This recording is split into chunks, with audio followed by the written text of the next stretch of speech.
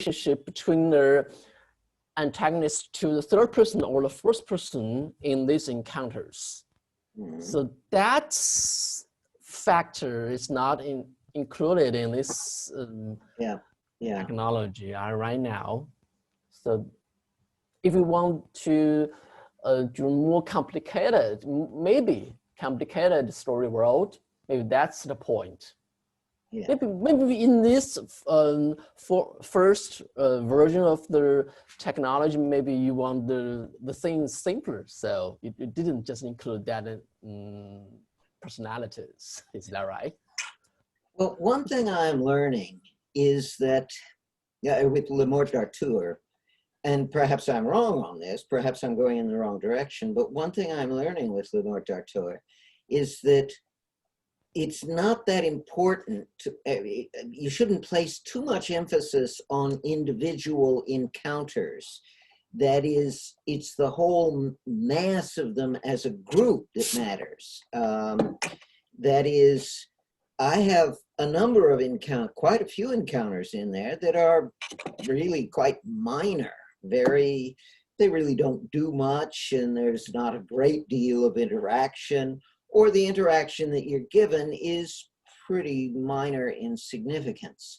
However, there are also some big important encounters, but they're interspersed between all the little ones. And so there's a steadily developing sense for the player. That is, the player is picking up an awful lot of dramatic context this way. I'm still developing the concept, but I believe that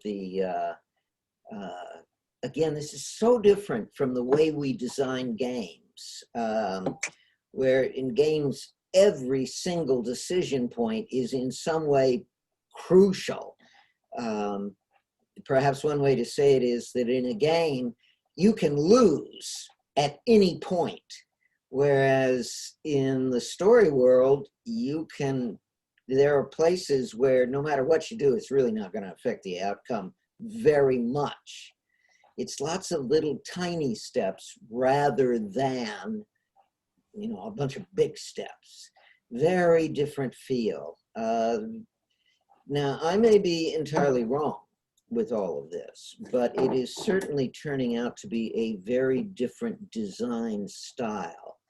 And I don't know, I think it may indeed be necessary for interactive storytelling. I mean, this is not something I have just sort of stumbled upon. I have been working on this problem for 30 years now, and I have tried a great many things, and this feels right to me, but it is very different.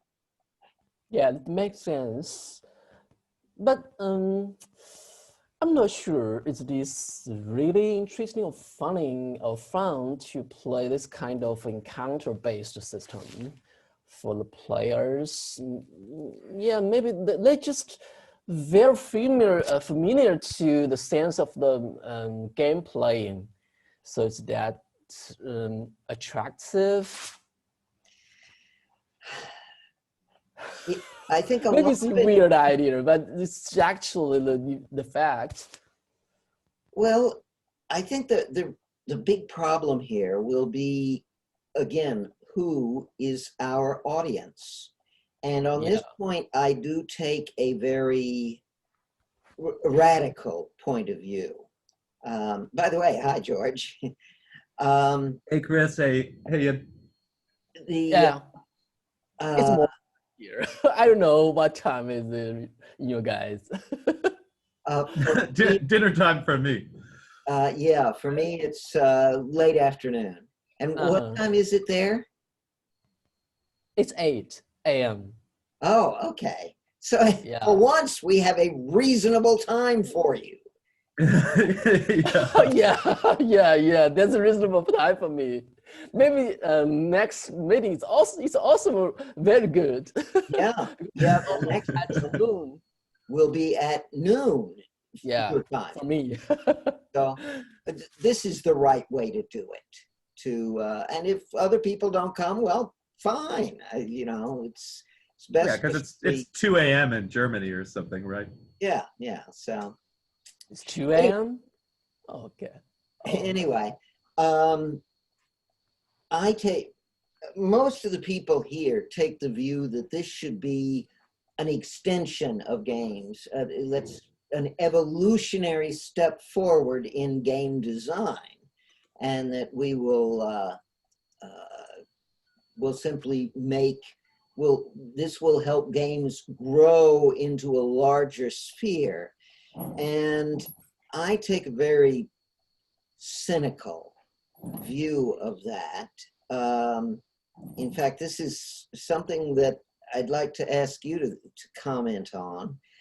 We get caught up in a style of thinking based on what we know. And so we all have unconscious expectations of what comprises a game.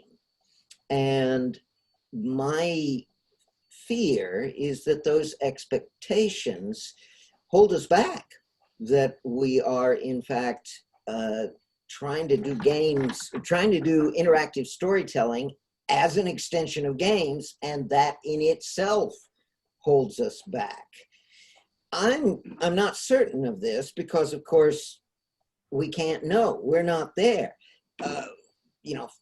20, 30 years from now, when something's working, we'll be able to look back and say, oh yeah, boy, Crawford was going down the wrong path entirely. But we don't have that hindsight right now. And so I believe that we have to take a revolutionary approach and just say, well, this is going to appeal to a completely different audience. And that means that it will start off small, that we won't have the benefit of gamers all telling each other, hey, you got to check out this new encounter system thing.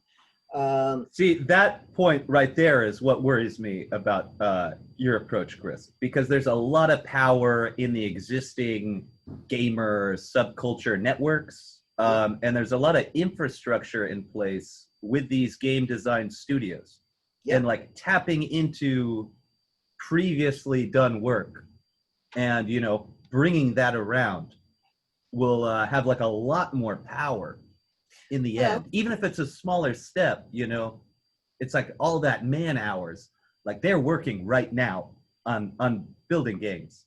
They're not working right now on building stories. Even framing it as a game can get them to build it. Sorry, I cut you off. No, let me give you the counter argument. Okay, please. I agree that is a substantial argument and is a powerful one. But let me sort of present a different version of that. Imagine this is the world in fact, see, I've gone through this process many, many times. Let's imagine it's 1980 and everybody programs in BASIC.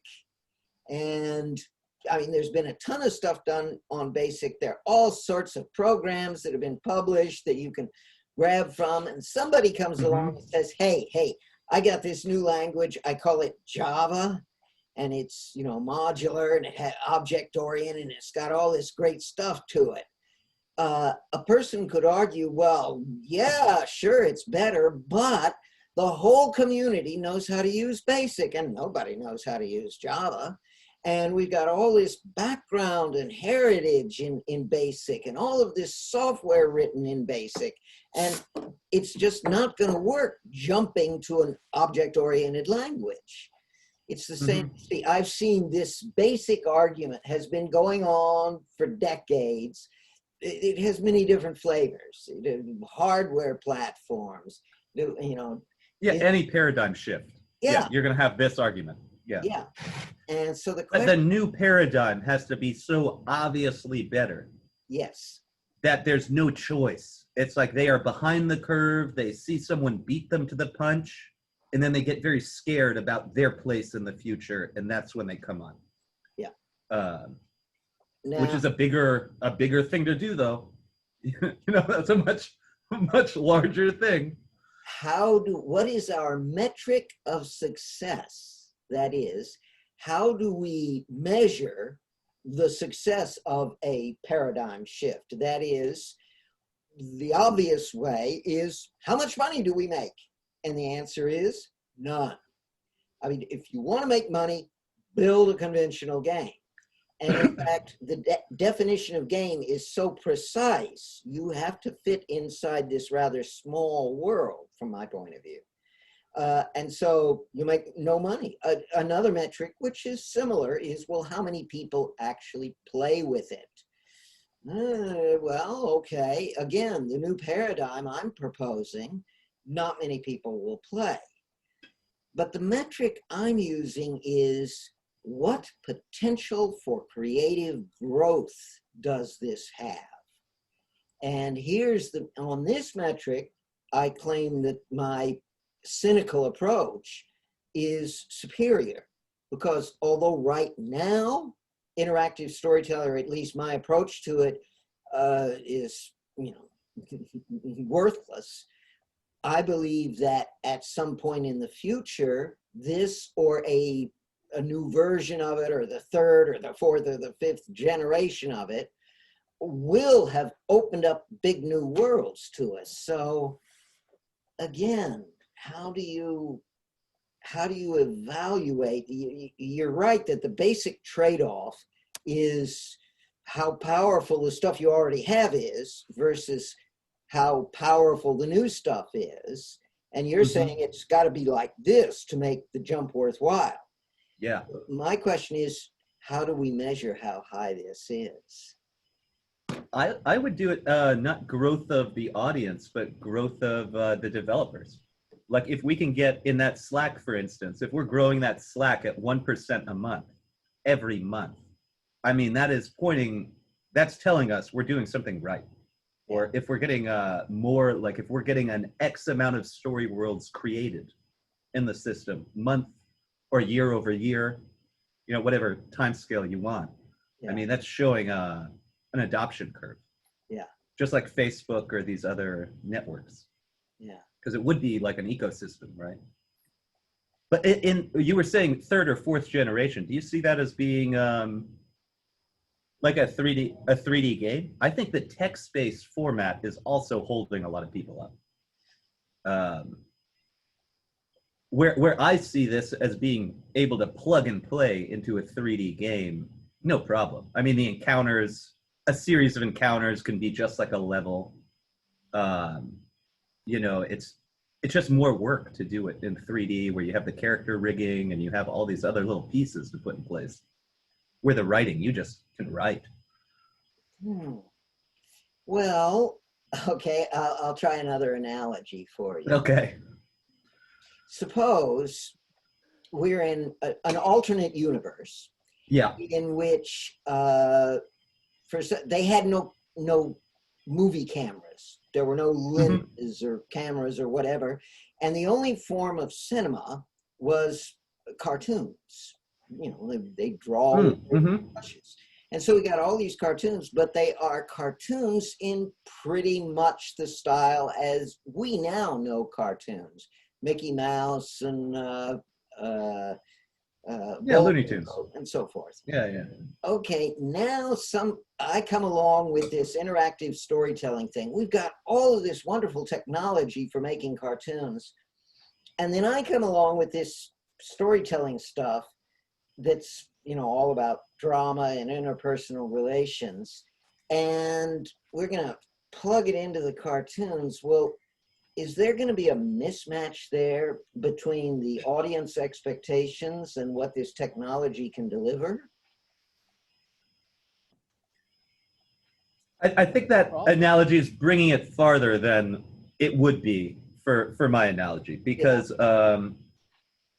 even what you were doing with the gossip, with those simple facial expressions, it's very similar to how you're commanding one of these characters to go through an animation, like to smile or to look disgusted or something like that.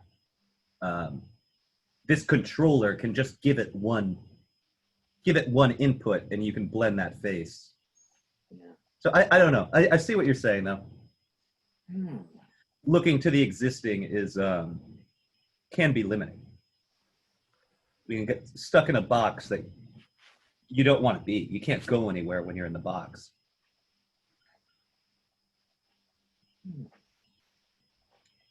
But like Skyrim. Should be some Wait, possible. Yes? Then? Go ahead. I think the combination should be possible. Can it be effective? Are we trying to jam together two things that don't really fit? Well, I see if you do the Mort Theater and a creative, let's say I'm creative director at Activision, and I play your game, and I go, wow, there's more interactivity in this text-based story than we put in our last open world RPG. Okay. Yeah. I can take the same concepts that were used to do this over the long haul, including the kingliness global variable, these reactions on the smaller level, and wrapping all of that into our existing framework where we have levels, we're finding a dungeon, right? And we're going into these one-shot dungeons, coming out, and they're not affecting the overall story arc at all. Which is very much like these little changes. That's all object-based, not person-based. But it's very much like these little changes that are happening through the encounter system. Okay, now I'm confused. You seem to be saying, well, we're going to have these two things running side by side. There'll be this game that you play in the conventional way, and then there will be this story thing that you play in a completely different manner. And okay, so what do you I see them getting exposed to the possibilities on this, changing these values slowly over time through repeated interactions within a world, within a character set, as something that can be dropped into an existing game in very little work for them. If they saw it was valuable, and if you made an emotional impact with somebody who was in the position, like in charge, able to go, this is what we're doing. That would only take an afternoon for them to put 40 people working on it. Way more resources than we can bear right now in this group. Like that would be the goal if I were in your shoes. One of the primary thoughts that guides me along this line of thinking is a lecture I gave 35 years ago, which I ended up writing as an essay in the Journal of Computer Game Design called The Evolution of Taste. Did either of you have the opportunity to read that essay? I think I did this spring, but it's not fresh in my head, Chris. Let me quickly summarize it. Actually, the title of the lecture then was The 4 C's: Candy, Comic Books, Cartoons, and Computer Games. And I pointed out a comparison here. In each of these cases, what we have is something that is an intense experience. Candy is intense. It's, it just hits your tongue and wow, that tastes great.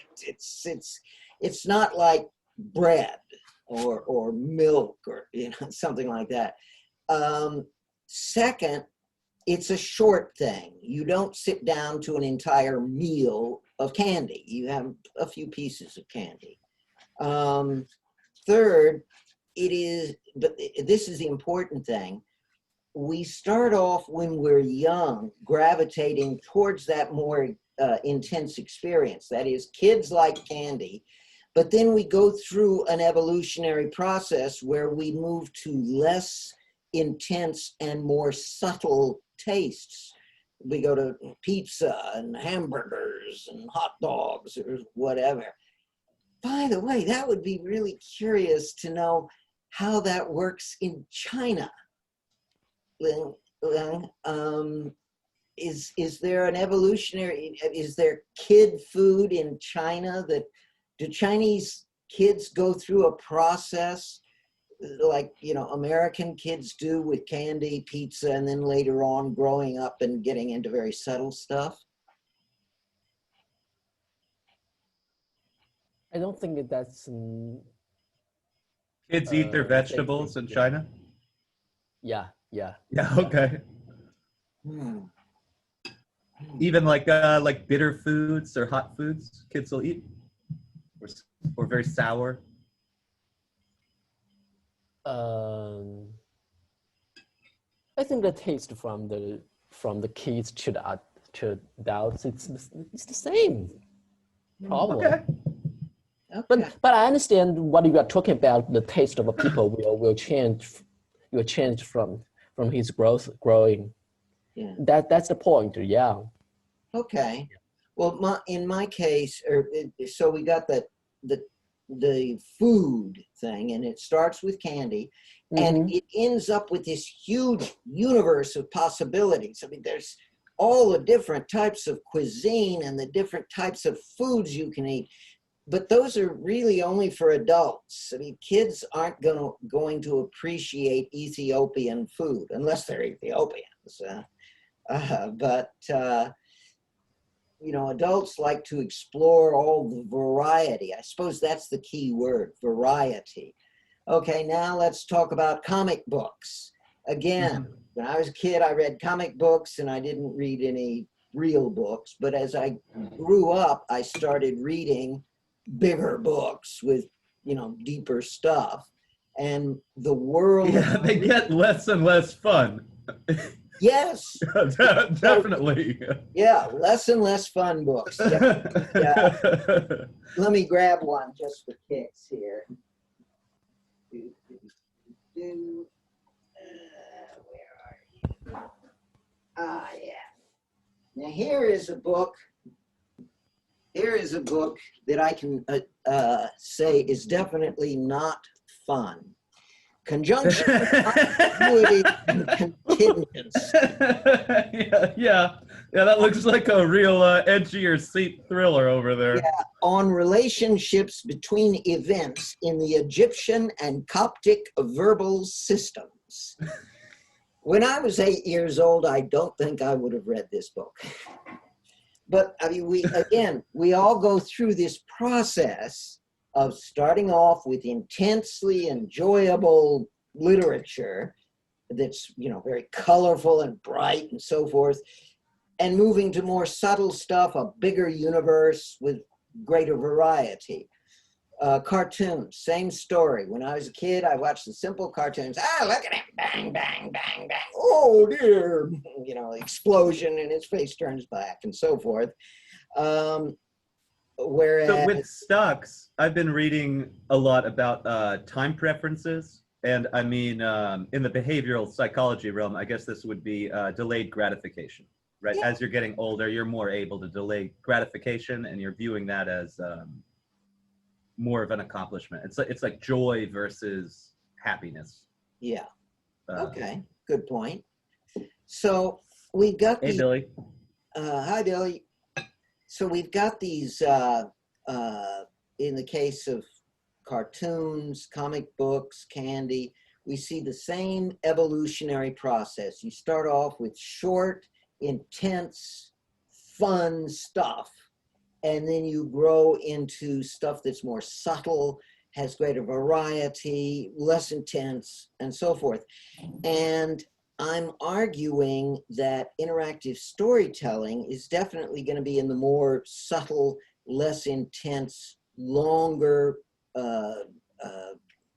set of values than we'll see in games. And so that then suggests that if we want to piggyback interactive storytelling onto games, that's sort of like saying, all right, kid, here's your spinach, but since you don't like spinach very much, we're going to mix it into chocolate ice cream.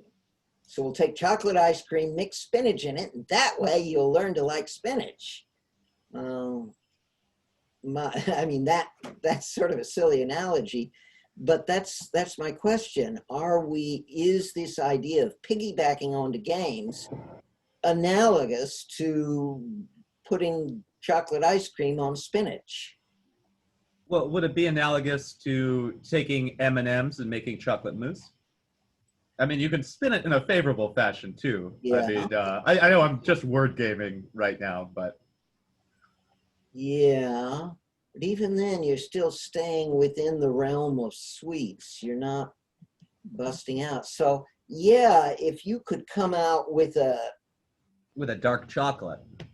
yeah, but you're still, you don't get the jump into a big universe that way. Mm-hmm.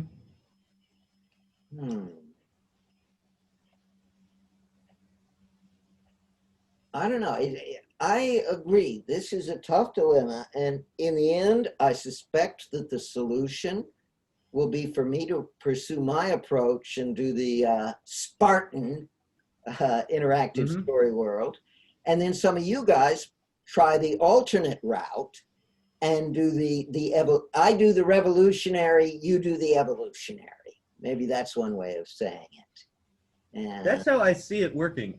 If your core concepts are correct, like the fundamental underpinnings you're kind of working with the encounter system. If they are, then I mean, already you have Sasha building his own engine. I mean, that's already happening to a degree. Yeah, he's going to take that engine in his own direction, which ultimately is very good. It's a good thing, yeah. We'll see something very different coming out of it.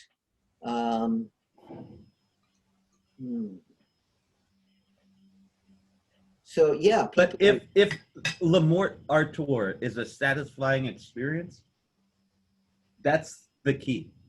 Like, it almost doesn't matter what the tech is for me under it. Like, just having somebody play that game and go, this was really fun. I wish there were more games like this. Even if they take a completely different technology or a completely different approach to doing it, getting people excited about going somewhere new, that's it. Or even retreading the old, you know? That would be a good thing. Because your critique of current games is on the money, Chris. I mean, none of us can see the future, but the current state of games is pretty linear and boring for 99.99% of everything getting spat out. Well, in fact, I did an essay a few weeks back. Oh no, it was way back in June, where I talked about the progress in the games industry, and I just showed two pictures. One picture was a screenshot from a modern game showing this tank in 3D that has just blown up an enemy tank, and you got this beautiful landscape and little trees and grass growing and beautiful imagery. And then the second image is from the Atari VCS game Combat from 1978, which shows these two little tanky kind of things shooting at each other, and they're 8-bit images, and they look terrible. And my point is, we're still playing the same game. And it's been going on for a lot longer than most people realize. But that graphics, like, they can see a paper that's like a breakthrough in the rendering technology made for Hollywood. Yeah. And they can apply that to a video game, no problem. They know they're going to be successful. They're not taking an economic risk by going after, we're going to incorporate that technology. Like, that's a very safe decision for these suits. Yeah. Like, we need to get in the mind of a suit and make interactive storytelling a very safe, no-brainer decision for them. Like, yes, it's a proven technology. They just need to follow these steps, and we're going to have something our competitors don't have. That's how I see it becoming a revolution. Actually, Hollywood has a very mature system for nurturing creativity. Yeah, they have the $100 million projects, but there aren't very many of those. There's this huge pyramid, and at the very bottom of the pyramid are novels that are published every year. There are thousands of novels published every year, and the Hollywood people are going over some of them, and they'll find one that they like, and they say, I bet I could make a good movie out of this. And in many cases, that movie is, it can be a low budget thing, or it can be a big budget. It's, for example, my wife and I just watched a movie the other night that was based on a novel. It was a low budget movie. It was called The Man from Earth. And a delightful movie. It had just, I think, 6 or 7 characters in it. And the entire movie takes place in one room where they're all talking to each other. Well, at times they sort of walk outside where there's some cars parked in the dirt. But that's it. It's obviously a very low budget. They got some good actors for it, though. But low budget thing, and it was based on a novel. Then again, a friend of mine had one of his novels turned into a movie that was fairly big budget. It didn't make a lot of money, but it still turned out to be quite lucrative for him. And then you'll get the rare thing like the George R.R. Martin Game of Thrones, where they throw hundreds of millions of dollars at it. But even below that, like I've met a 55-year-old who has been screenwriting his entire life, making a living at it, who's never had a movie made. And they keep buying his screenplay and it's almost making the cut. And it's like, we don't see the edit, right? All these screenplays go through this intense pyramid structure. I mean, right on the money. There's all this chaff. The other thing that Hollywood does that as yet the games industry doesn't do, Hollywood deliberately nurtures its young. That is, they have, they will help fund little pioneering movie projects. Like Spielberg. Yeah, various film festivals where these up-and-coming directors show off their movies and possibly get, a lot of attention and funding to make it much better. The Hollywood system is this pyramid, but one thing about it that's different from the games is that at the very top of the pyramid, there's money flowing down to the bottom to help stimulate the stuff bubbling up.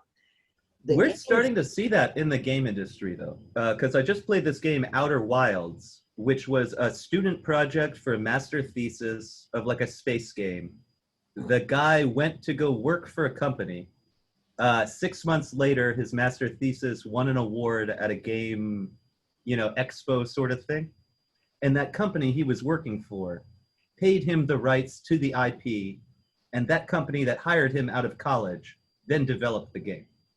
So that was the first time I saw that same effect you're talking about with the film festivals and this talent picking. Yeah, the games industry has been very slow to do that. We now have the indie movement, which has been around for 15 years now, and the industry has done very little to foster that. They view it as a threat rather than a resource.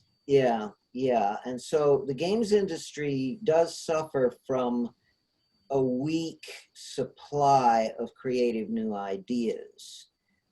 Moreover, it does not, as the movie industry does, it does not fund academic research. The movie industry has, there are a bunch of schools that get donations from various, from movie actors, from producers, from production houses, and so forth.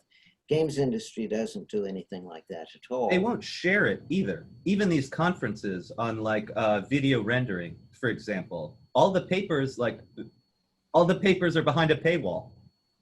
That's not, when I was doing the movie research for school, they wanted you to read the paper. They wanted you to cite the paper, but it's like oh no, this is an industry secret is how they're viewing these formula and these steps. Well, I don't know. Well, we're just going to have to try the experiment. Just Yes. see, perhaps we need, you know, a dozen different experiments going in a dozen different directions. Maybe that's the only way to make this happen.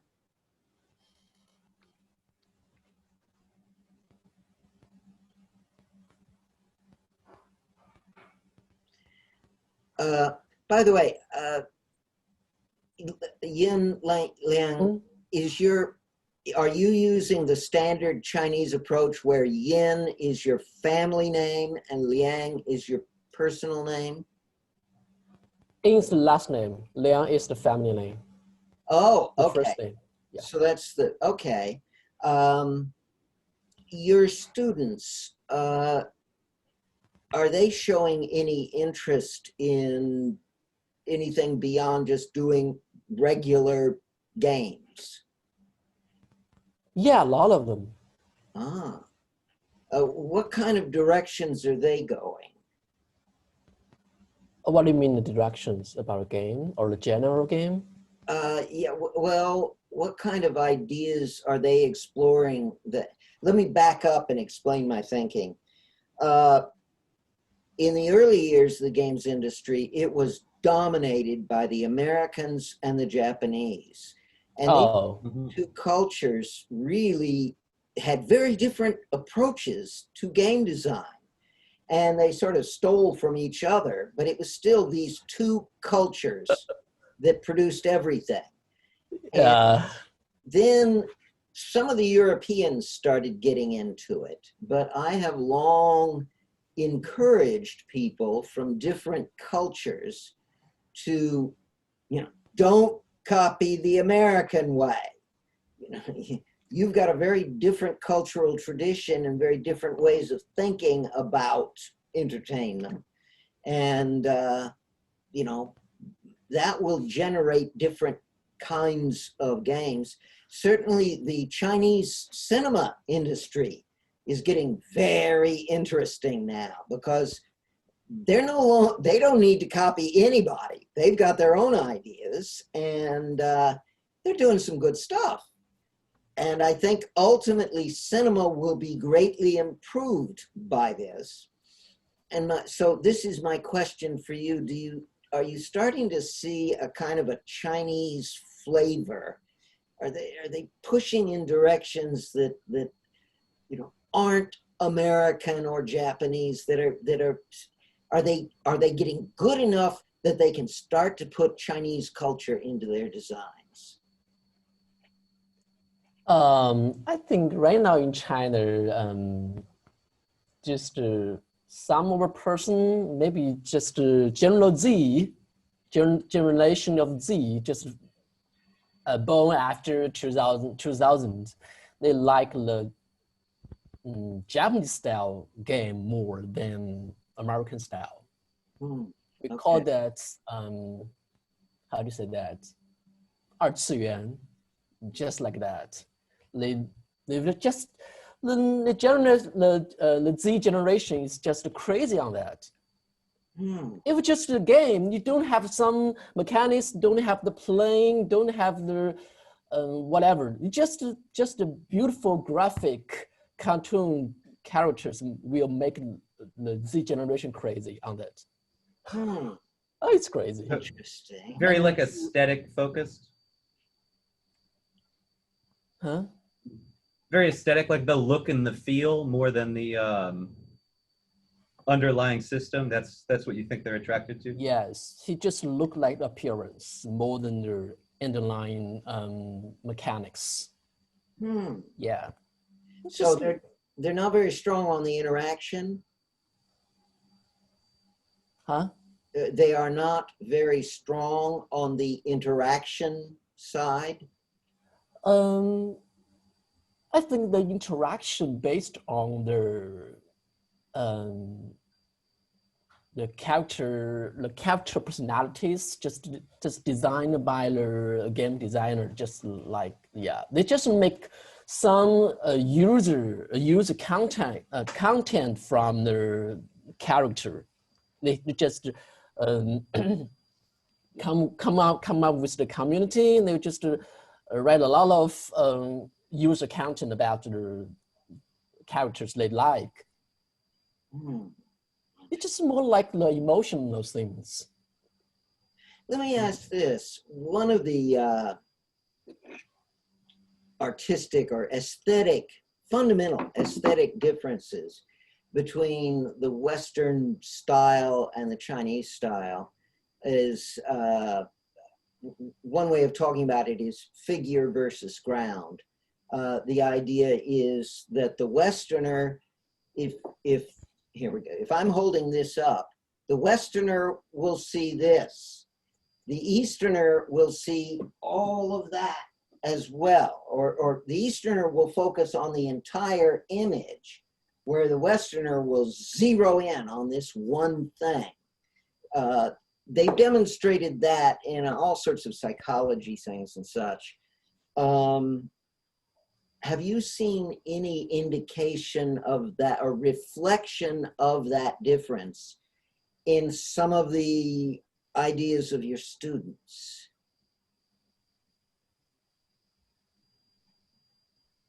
I don't know. I'm not sure about this. How would that manifest itself, Chris? Would that manifest itself with putting as much work, if you're in a 2D game, putting as much work into the background as the figure going across the background? I mean, what would be the... In a game, a Western game that really emphasizes this would have a fairly bland background, but then there's this one thing moving around in it that, you know, that's the thing you care about and you worry about, and you don't really pay much attention to the background. Whereas in the Eastern, if we had an Eastern game that did that, it would be the relationship of that foreground object to the background that is central to the way the game is perceived.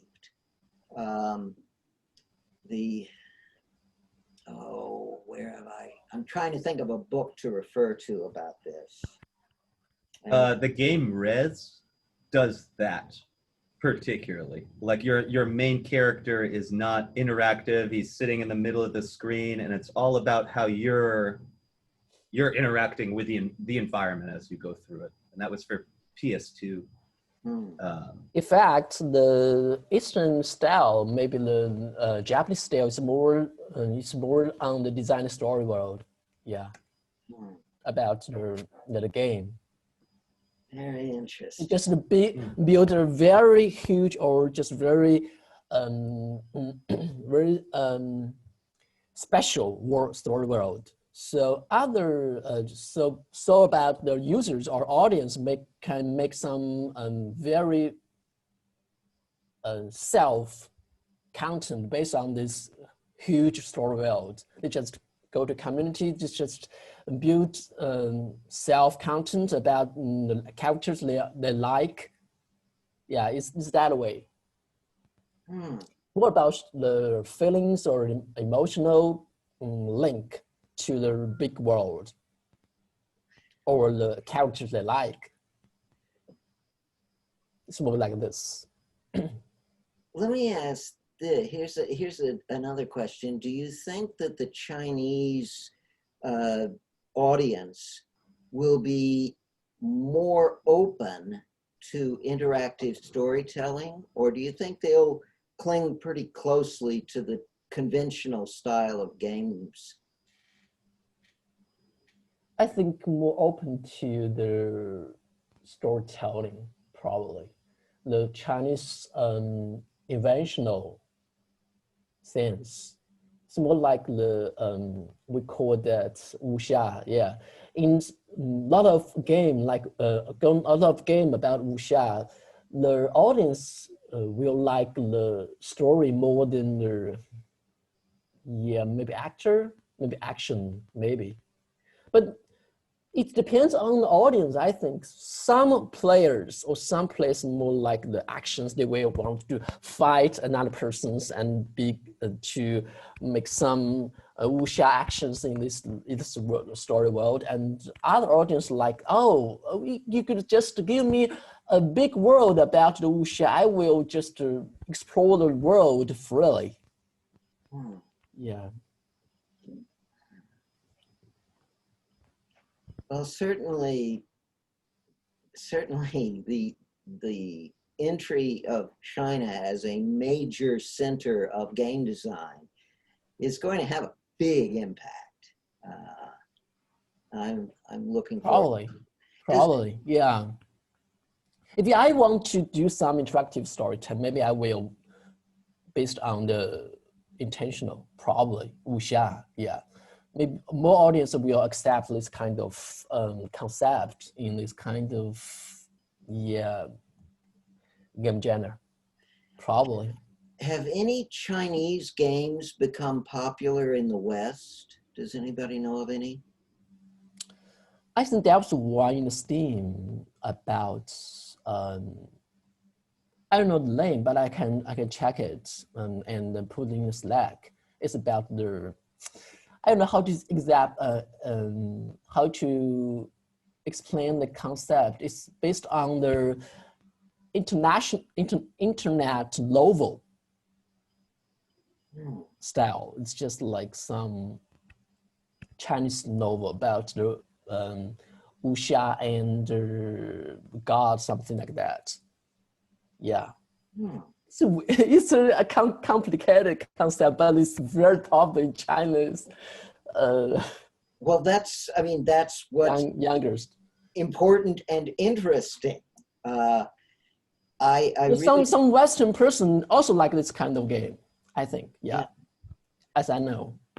In cinema, we do have different international styles. French movies, for example, are very different from American movies. Americans hate French movies, but they, at the same time, for example, the British cinema, they have such a wonderful set of actors. They put together very interesting personal dramas, where the Americans focus on action. And actually, the main thing the American cinema does is spend money. They're able to throw hundreds of millions of dollars at a movie, but the British focus on their excellent actors and making these very good, they're small scale movies. They're not blockbusters, but they make a lot of them, and each one of them makes money. Russian movies, the Russians have always had some very impressive artistic movies, but they haven't done well in the West, which is a real shame, because all film students, as I understand it, have to spend a lot of time looking at the Russian movies. And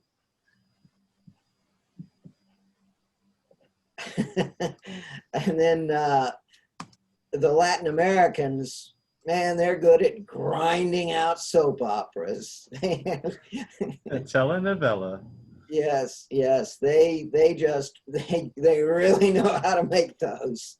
So every culture has its own strengths, and I don't know where interactive storytelling will fit into any of this. I do sense that actually America is the wrong place to be pushing interactive storytelling. I suspect Europe would be a more... Lorenzo has great insight. A lot of it's coming out of France. When I was doing the research over the summer and spring on this, I mean, even from the Montreal studios too, because that Disco Elysium was written by an Estonian, so that's Europe. And then this Detroit Become Human was all a French studio, and the French are paying, like, their national government is paying like 70% of these game studios' operating costs. Yep. I mean, bottom line, like, if you're going to translate it and export some French culture, we will we'll fund the whole thing. You don't need to make a dime on this. Yeah. So I think there's going to be big stuff coming out of there. Yeah. The Germans have, it's sad. The Germans have occasionally they come up with a brilliant idea. In fact, their greatest strength has been in board games. They've been making all sorts of great board games, which I don't understand that at all. How they're able to do that or why that attracts their attention. But it's sad. The Europeans have tried this for a long time, and they've had difficulties. About 10 years ago, they had a big project, a Europe-wide project. It was funded by the EU to do something like interactive storytelling. And they put a lot of money into it, and it never really amounted to anything. They didn't quite know how to proceed. But they made a lot of good experiments. So, and actually, they have been the focal point of the academic conference. I don't know what it's called now, but they started the first global academic conference on interactive storytelling, and that's been running for 15 years now. Unfortunately, they've got a real pattern here. What happens is new PhD just got his first job as an assistant professor and plunges in to do interactive storytelling, has all these great ideas, works on a project for 3, 4, 5 years, and then realizes it's not gonna work, and then drops out and moves on to something else. And then another assistant professor steps forward, and the papers that you see in their proceedings, from year to year, they don't change very much. It's still pretty much the same ideas, just different authors to the papers. So I don't know. I haven't followed them for the last 3 years, so I don't know if they've improved. But there was a long period there where it's pretty much the same papers coming out every year. So we've run out of time here. Let's see if we can summarize, or is there any final? I have maybe a comment, because we did this this jam on Saturday. Sorry, I turned the video off because I had my connection was kind of getting bad. But we had the jam on Saturday. We did 30 encounters. We didn't do a beginning, middle, and end. We did a beginning, middle, and start of an end to start to see it.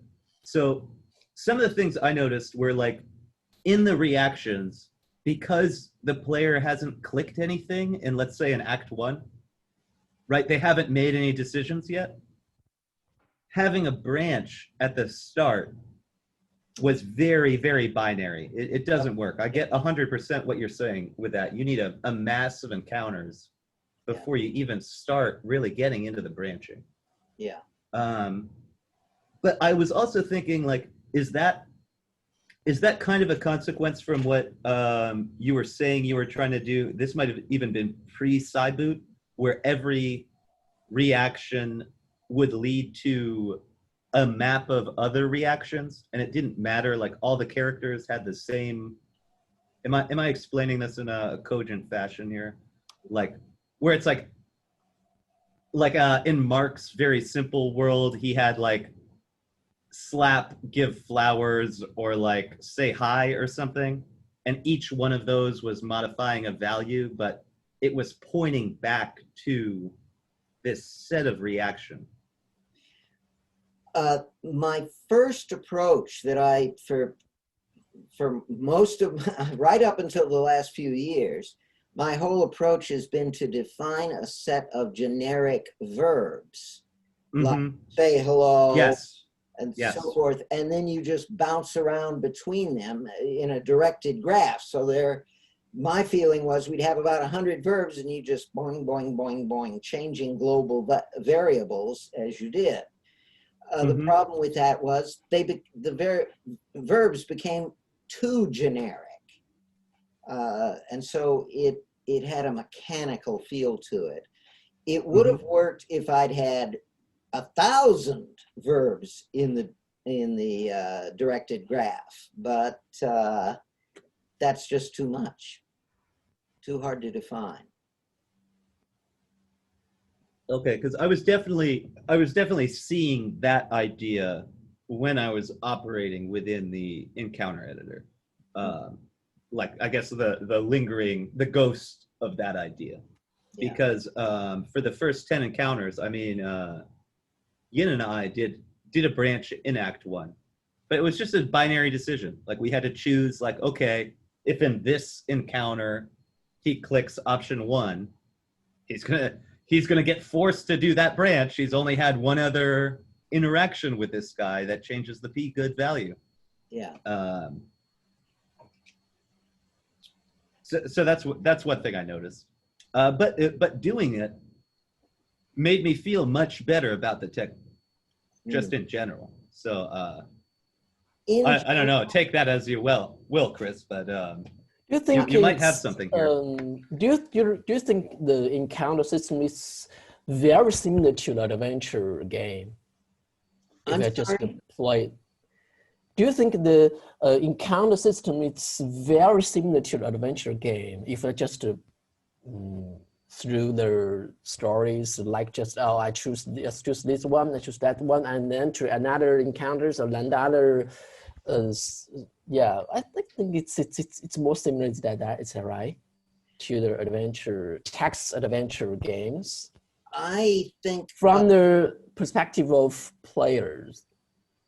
I think even from the perspective of the players, a well-designed Wumpus style game will feel very different from a text adventure, because there's little branching until late. That is, you start off just going down a line of, it's a linear story, and then you're changing global variables as you go through this. There is interaction, but you're still fairly linear. And then it starts doing minor branching, and then right at the end you get into major branching. That I think, and that will feel, I think, very different from adventure games. Also, in adventure games are like puzzles where you're unlocking doors. You got to find the key to the door that'll let you in to get something else. Encounter games are going to be not at all puzzles. You're dealing, there are no props, no keys. You're dealing strictly with other characters. All of your interactions involve characters.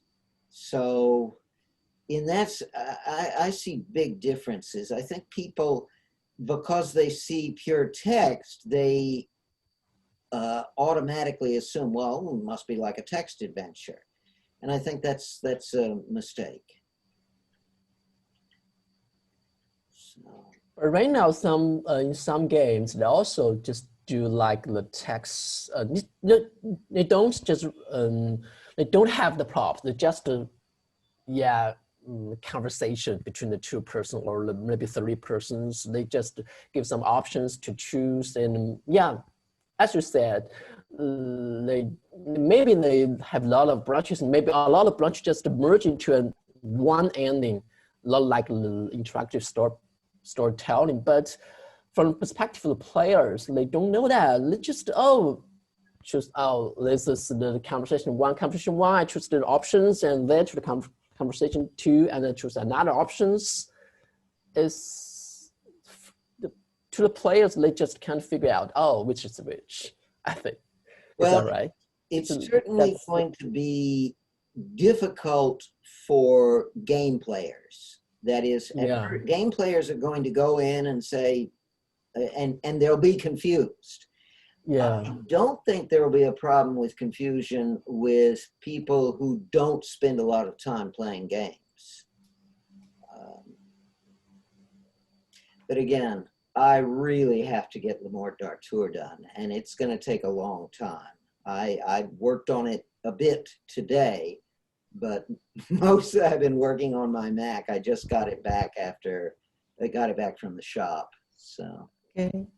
Without that, without the centerpiece, I mean, it ends with Wumpus in my mind.